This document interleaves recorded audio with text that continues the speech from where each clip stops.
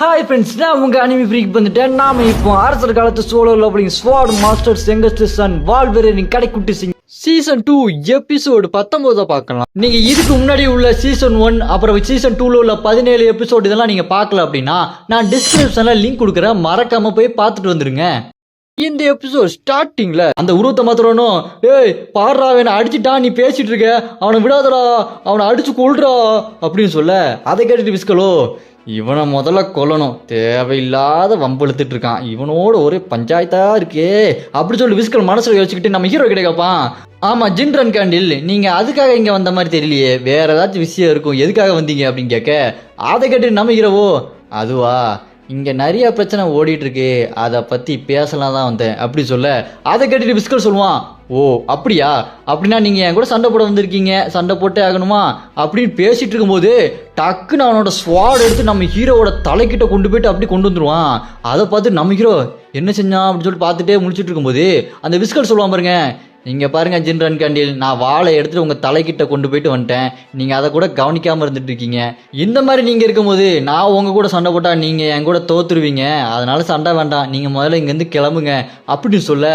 அதை கேட்டுட்டு நம்பிக்கிறவோ நான் கொஞ்ச நாள் நான் அடிச்சிருப்பேன்டா, நீ என்ன நினச்சிட்டு இருக்க, என்னை பழைய மாதிரி நினச்சிட்டு இருக்கியா, சரி இருக்கட்டும், நான் இன்னொரு நாள் ஒன்று வந்து பார்க்குறேன் அப்படி சொல்லிட்டு நம்ம ஹீரோ கிளம்புவாரா, கிளம்புற அவர் தான் கிளம்புறாரு, நம்ம ஹீரோ பேசாமல் போகிறாரு. அந்த உருவத்தை மாத்திரம் பேசாமல் நிற்க வேண்டிதானே, அவனும் டேய் நீ தான் பெரிய ஆள் நினச்சிட்டு இருக்கியோ,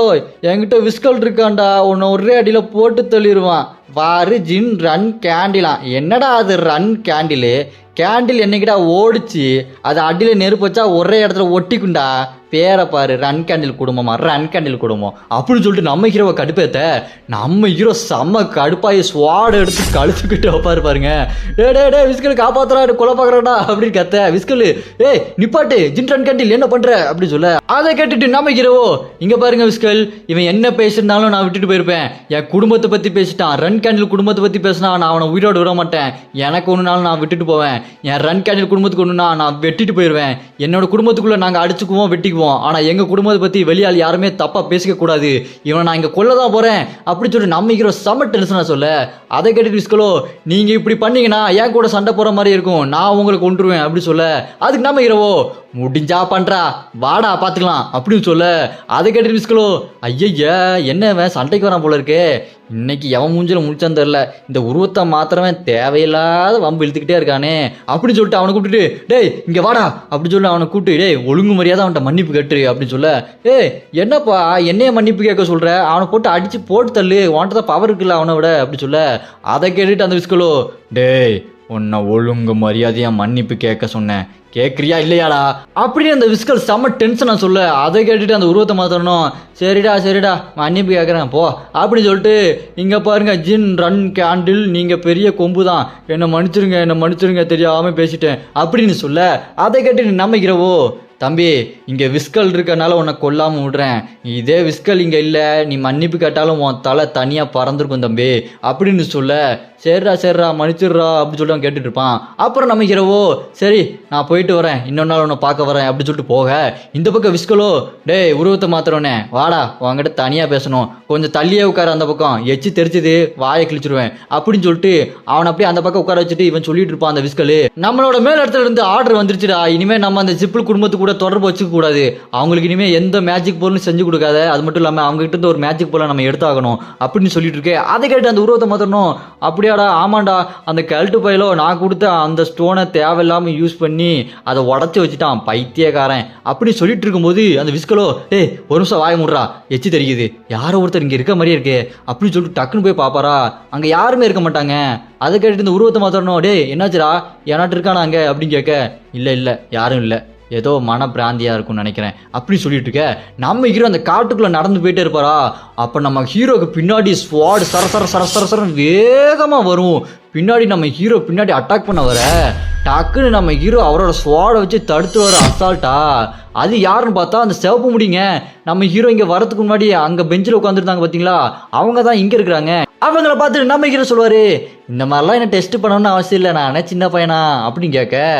அப்பதாங்க யாரும் தெரியுது அந்த சிவப்பு முடி ஒரு விக்க காட்டினதுக்கு அப்புறம் தான் தெரியுது நம்ம மீனாக்கா.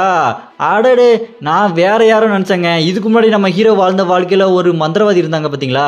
அவங்கன்னு நினச்சிட்டேன். நீங்களும் அதான் நினச்சிங்க. அப்போ நான் நினச்சது எதுவும் தப்பு இல்லையே. அப்புறம் நம்ம மீனாக்காவோ, என்ன தம்பி ஒரே ஒரு அட்டாக்காச்சும் பண்ணலான்னு பார்த்தேன், போ நீ ரொம்ப ஸ்ட்ராங்காக இருக்க அப்படின்னு சொல்ல, நம்ம ஹீரோவோ அக்கா ஏன்க்கா இந்த விளையாட்டெல்லாம் அப்படி சொல்லிட்டு போனா. அப்படியே கட் பண்ணா நம்ம மீனாக்கா எப்படி இங்கே வந்தாங்க அப்படின்ற மாதிரி ஒரு சின்ன ஃப்ளாஷ்பேக்கு. அங்கே பேரே இல்லாத ஊரில் ஒரு பேரே இல்லாத அரசன் இருப்பான் பார்த்தீங்களா, அவன் ஒரு லெட்டரை கொடுக்க, அதை பார்த்துட்டு மீனாக்காவோ, ஓ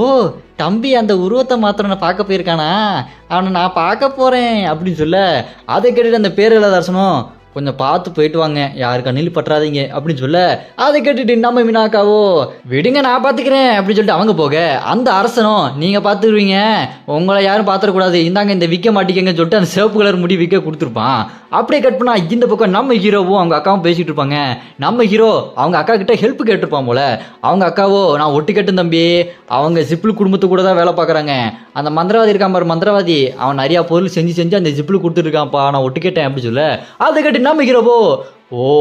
அந்த மந்திரவாதி இந்த மாதிரி வேலையை தான் பண்ணிட்டு இருக்கானா, சரிக்கா ரொம்ப நன்றி அப்படி சொல்லிட்டு இருக்கும்போது நம்ம ஹீரோவோட அக்கா மீனாக்காவோ, தம்பி அந்த உருவத்தை மாத்திர மந்திரவாதியும் நானும் ஒரே ஸ்டார் ரேஞ்சில் இருக்க மாதிரி இருக்குது அப்படி சொல்ல, அதை கேட்டு நம்ம ஹீரோவோ என்னக்கா சொல்கிற, நீ எவ்வளோ பவர்ஃபுல்லு, அவன் என்கிட்டே அடி வாங்கி பேன்னு படுத்து கிடந்தானே, அவனை போய் நீ உனக்கு ஈக்குவலாக சொல்லிட்டு இருக்க அப்படி சொல்ல, அதை கேட்டு நம்ம மீனாக்காவோ, தம்பி உனக்கு இன்னும் சில விஷயம் புரியாது, என்கிட்டையும் உங்ககிட்டையும் சீக்ரெட் இருக்கு, அதே மாதிரி இதுவும் ஒரு இருக்கும் அப்படி சொல்ல, அதை கேட்டு நம்ம ஹீரோவோ என்னக்கா சும்மா சீக்ரெட்டுன்னு, இந்தா இதுதான் என்னோட சீக்ரெட் சேவல பவர் பாரு அப்படின்னு நம்ம ஹீரோ காட்ட, அதை பார்த்தோன்னே நம்ம ஹீரோவோட அக்கா மீனாக்காக்கு ஏதோ ஒரு மாதிரி மண்டைக்குள்ள சவுண்டெல்லாம் கேட்கும் பாருங்க. அவனை கொல்லு அப்படின்னு மாதிரி சத்தம் கேட்டுக்கிட்டே இருக்கும். அதை கேட்டு நம்ம மீனாக்காவோ அது முதல்ல உள்ள கொண்டு போடா, அவன் சக்தி உள்ள கொண்டு போ அப்படி சொன்னோன்னே நம்ம ஹீரோவோ என்னாச்சு, என் அக்கா என்ன கொலை பண்ண ட்ரை பண்றாங்களா, இந்த ஆரா ரொம்ப பயங்கரமா இருக்கே அப்படின்னு சொல்லி பார்த்துட்டு போனா. அப்புறமா நம்ம மீனாக்கா சொல்லுவாங்க, நீ இன்னொரு தடவை அந்த சேடப்போரை வெளியே கொண்டு வராத, நான் கொஞ்சம் அவனை கொண்டிருப்பேன். ஆமாம் நீ எந்த நம்பிக்கையில் இந்த மாதிரி சேடப்போரை என்கிட்ட கொண்டு வர, நான் அவனை கொண்டு வர உனக்கு பயமா இல்லையா அப்படி சொல்ல, அதை கேட்டு நம்ம ஹீரோவோ விடுக்கா நீ என்னை கொண்டுருவியா அப்படின்னா விடு, நான் கொஞ்சம் நல்ல ட்ரைனிங் எடுத்துகிட்டு நீ என்னை கொள்ளாத மாதிரி நான் கொஞ்சம் பலமாயிக்கிறேன் அவ்வளோதானே அப்படின்னு சொல்ல, அதை கேட்டு மீனாக்காவோ தம்பி ரொம்ப தைரியசாலி, எனக்கு ஒன்று ரொம்ப பிடிச்சிருக்கு ஜின் அப்படி சொல்லிட்டு நம்ம ஹீரோவோட அக்கா மீனாக்கா சொல்லுவாங்க, ஜின் நம்ம வேலையெல்லாம் முடிஞ்சிச்சுல, வா நம்ம விளையாடுவோம், நான் விளையாண்டு ரொம்ப நாள் ஆச்சு அப்படின்னு சொல்ல, அதை கேட்டு நம்ம ஹீரோவோ என்னது விளையாடணுமா அப்படின்னு நம்ம ஹீரோ ஷாக்காகி நின்றுருக்க. ஒரு சின்ன ஃப்ளாஷ்பேக் போகும், அதில் ஹீரோட அப்பா சொல்லுவார் பாருங்க, ஏய் எக்காரணத்தை கொண்டும் யாரும் மீனாவை தொந்தரவு பண்ணக்கூடாது, அவகிட்ட ஹெல்ப்பும் கேட்கக்கூடாது அப்படின்னு சொல்லியிருப்பாரா, அந்த வாய்ஸ் கேட்குமா. அதை கேட்டு நம்பிக்கிறவோ இந்த மீனா என்னை கொல்லாம விட மாட்டா போல இருக்கே, மீனா உன் சங்காத்தாமே வேணாம் அப்படின்ற மாதிரி அவன் பயந்துட்டு இருக்க. அப்படியே கட் பண்ணா இந்த பக்கம் நம்ம ஹீரோட அப்பா வழக்கம் போல அந்த கருப்பு கடையில் இடத்துல நின்றுப்பாரா, அப்போ காணு வழக்கம் போல லெட்டர் எடுத்து வந்து கொடுப்பான், அரசே இந்தாங்க லெட்ரு அப்படின்னு சொல்ல, அதை வாங்கிட்டு நம்ம ஹீரோட அப்பாவோ ஆமாம் அந்த ஜின்னு கடைக்குட்டி பையன் இருக்கானே அவன் அந்த மீனா கிட்ட எதுவும் ஹெல்ப் கேட்டிருப்பான் அப்படின்னு சொல்ல, அதை கேட்டு கான் சொல்லுவான், அரசே என்ன அரசை சொல்கிறீங்க, நீங்களே ஆர்டர் கொடுத்துருக்கீங்க, உங்கள் ஆர்டரை மீறி ஜின் பண்ணுவாரா அப்படின்னு சொல்ல, அதை கேட்டு ஹீரோட அப்பாவோ அவன் பண்ணுவான்டா, நான் சொல்கிறதையே கேட்க மாட்டான், அவன் இஷ்டத்துக்கு அவனுக்கு என்ன தோணுதோ எல்லாத்தையுமே பண்ணுவான், இருந்தாலும் அவன் அப்படி பண்ணுறது தான் எனக்கு ரொம்பவே பிடிச்சிருக்கு, அவன் ஒரு வீரன்டா அப்படின்னு சொல்லிட்டு லெட்டரை திறந்து படிச்சுட்டு இருப்பாரா, அதில் போட்டிருக்கும் நம்ம ஹீரோ அந்த ஓனாயை கொண்டிருப்பார் பார்த்தீங்களா, அது தெரிஞ்சிடும் நம்ம ஹீரோட அப்பாவுக்கு. அதை படிச்சுக்கிட்டு இருக்கும்போது அதை பார்த்துட்டு சொல்லுவார், பரவாயில்ல ஜின் அந்த ஓனாயவே கொண்டுட்டானா, நான் இதுக்கு முன்னாடி அந்த ஓனாயோட தலைவன் கூட சண்டை போட்டேன், அந்த சண்டை 5 மணி நேரம் போச்சு, சண்டை சும்மா பயங்கரமாக இருந்தது, அப்படி கடைசியாக அவனை நான் கொன்னேன், அந்த சண்டையை நான் ரொம்பவே என்ஜாய் பண்ணேன், அப்படி இருக்கும்போது அந்த அளவுக்குள்ள ஒரு ஓனாயை இவன் கொண்டிருக்கான்னா, இவன் அந்த ஸ்வாடில் சேட பவரை யூஸ் பண்ணியிருக்கானா, இதுக்கு முன்னாடி 1000 வருஷத்துக்கு முன்னாடி எங்கள் இனத்தோட தலைவர் அவர் தானே யூஸ் பண்ணார், இப்போ 1000 வருஷத்துக்கு அப்புறம் இவன் யூஸ் பண்ணுறான் என்னோட கடைக்குட்டி பையன், அப்படின்னா இவனோட மேஜிக் பவர் என் அளவுக்கு ஈக்குவலாக வந்துருச்சா, அப்படின்னா அவனும் நானும் ஒரு நாள் மோதி ஆகணும், அப்பாவா பையனான்னு பார்த்துடலாம் அப்படி நம்ம ஹீரோட அப்பா யோசிச்சுட்டு இருக்க.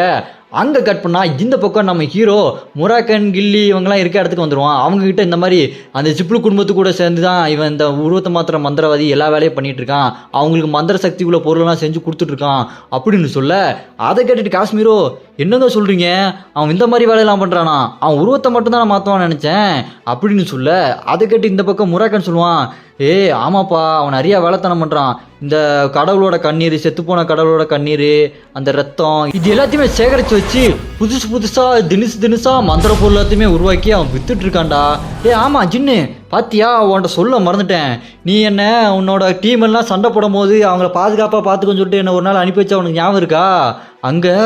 பிரம்மாண்டமாக ஒரு பெரிய சைஸில் ஒரு நைட்டு வந்தான்டா, பார்க்கறதுக்கு மந்திர சக்தி யூஸ் பண்ண மாதிரி இருந்துச்சு, எனக்கு தெரிஞ்சு அதையும் அந்த உருவத்தை மாத்திர மந்திரவாதி தான் பண்ணியிருப்பான்னு நினைக்கிறேன் அப்படின்னு சொல்ல அதை கேட்டுட்டு இந்த பக்கம் நம்ம குயிக் ஏஞ்சலோ அவன் எதுக்கு இந்த மாதிரிலாம் பண்ணிட்டு இருக்கான், அவனுக்கு என்ன வேணும் அப்படி சொல்லிட்டு இருக்க. இந்த பக்கம் நம்ம ஹீரோ சொல்லுவார், அவன் வேற ஒரு பிளான் வச்சுருக்கான், இந்த மாதிரி இறந்து போன கடவுளோட சக்தி எல்லாத்தையுமே யூஸ் பண்ணி அவன் புது மந்திர பொருளாக எடுத்துகிட்டு இருக்கான்னா அதுக்கு காரணம் அவன் இந்த கடவுள் கூட கான்ட்ராக்ட் போட்டிருக்கவங்க யார் யாருன்னு கண்டுபிடிச்சி அவங்கள கொன்று அந்த கடவுளோட சக்தி அவன் எடுத்துக்கலான்னு பார்க்குறான் அப்படின்னு சொல்ல அதை கேட்டுட்டு இங்கே காஷ்மீரோட ஒய்ஃபு காஷ்மீர்லாம் ஷாக்காவாங்க. அப்போ காஷ்மீரோட ஒய்ஃபு கேட்பாங்க, என்ன சொல்கிறீங்க ஜின், இதுக்கு பின்னாடி அவன் இருக்கானா, அந்த உருவத்தை மாத்திர மந்திரவாதியாக இருக்கான், அவன் அந்த மந்திர சக்தியை யூஸ் பண்ணி தான் என்னோட பொண்ணு ஜூலியாவை கண்டுபிடிச்சானா அப்படி நான் கேட்டுட்டு இருக்கேன். இந்த பக்கம் குயிக் ஏஞ்சலோ அப்படியா, அதே மாதிரி தான் என்யாவையும் அவன் கண்டுபிடிச்சிருப்பானோ அப்படின்னு யோசிச்சுட்டு இருக்க. இந்த பக்கம் நம்ம முராக்கன் கத்துவான், டேய் ஜின்னு என்னடா சொல்கிற பைத்தியக்கார பையில, அப்போலாம் அவன் கண்டுபிடிக்க முடியாதுடா,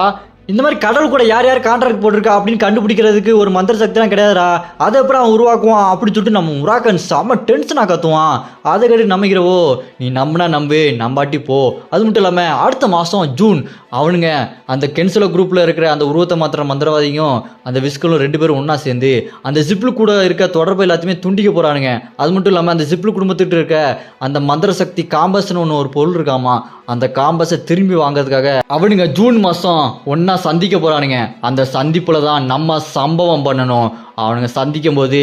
நம்ம சர்ப்ரைஸாக அவங்கள சந்தித்து வேறு லெவலில் சம்பவம் பண்ணுவோம், அதுக்காக நான் காத்துட்டு இருக்கேன்டா அப்படி நம்ம ஹீரோ டெரராக சொல்லுவான் பாருங்க. இதோட இந்த எபிசோட் முடியுதுங்க. அடுத்தடுத்து நீங்கள் எதிர்பார்க்காத பயங்கரமான சம்பவம் நடக்க போகுதுங்க. அடுத்தடுத்த எபிசோட் யாருக்கெல்லாம் வேணுமோ கமெண்ட்டில் ஆர்ஐஎஸ்ன்னு கமெண்ட் பண்ணுங்க. நம்ம அனிமி ஃப்ரீக் ஃபேமிலி மெம்பர்ஸை நான் இங்கே ஸ்பெஷல் மென்ஷன் பண்ணுறேன். ஜெயகாந்தன், சோல் கேமிங், மோரா, தமிழ், சிவதர்சன், யூசுப், தேவராஜ், இமானுவேல், பிரேசி Vicky, king gamer, Srihari, Mohammed Ikram, Shankar rocks gaming, Kumar, Tharun, Kesavan, எல்லாத்துக்குமே ரொம்பவே நன்றி. நான் இன்னும் நிறைய பேரை மிஸ் பண்ணியிருப்பேன், அவங்களாம் அடுத்தடுத்த வீடியோவில் கண்டிப்பாக மென்ஷன் பண்ணுறேன், யாருமே கோச்சுக்கிடாதீங்க.